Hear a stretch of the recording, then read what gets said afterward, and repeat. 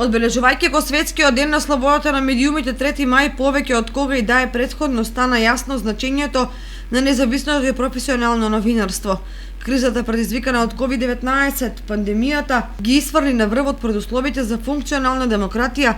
а тоа е дека новинарството мора да се третира како јавно добро, а протокот на информациите не смее да биде ограничен. Одговорното и професионално новинарство токму во оваа кризна ситуација се покажа како клучно во насока на информирање на граѓаните.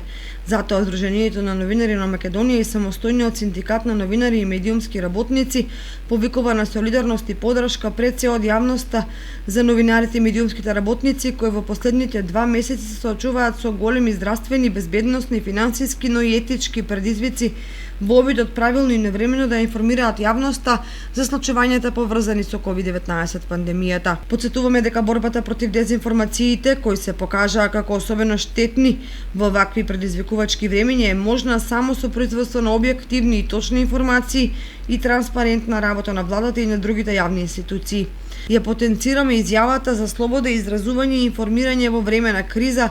од Комитетот на експерти за медиумска средина и реформи при Советот на Европа, во која се истакнува улогата на професионалното новинарство и независните медиуми, потребата од специјално внимание за обезбедување соодветни услови за работа на новинарите, вклучувајќи и медицинска заштита за секоја задача поврзана со коронавирусот. Според извештајот на Репортери без граници за слобода на медиумите, Македонија се наоѓа на 92-то место, што иако е мал напредок, се уште е разочарувачка позиција. Затоа потсетуваме на нашите минутогодишни барања по повод Светскиот ден за слободата на медиумите, а тоа се темелни реформи на медиумскиот сектор во државата со цел воспоставување услови за работа на новинарите и медиумските работници, преку кои би се создал амбиент за извршување на нивните работни задачи без притисоци, уцени и загриженост за нивната економско-социјална состојба.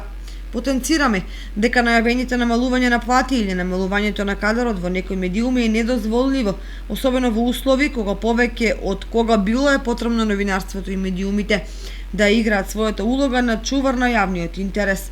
Без слобода на изразување, независни и критички медиуми не е можно воспоставување на функционална демократија, но и надминување на кризи како актуелна пандемија. За жал, и на државно, и особено на локално ниво, малку кој ги разбрал овие аргументи за седмата сила, па граѓаните се сведоци на затворање на медиуми, на отпуштање од работа новинари, на минимални плати и на несоодветно вреднување на новинарскиот труд.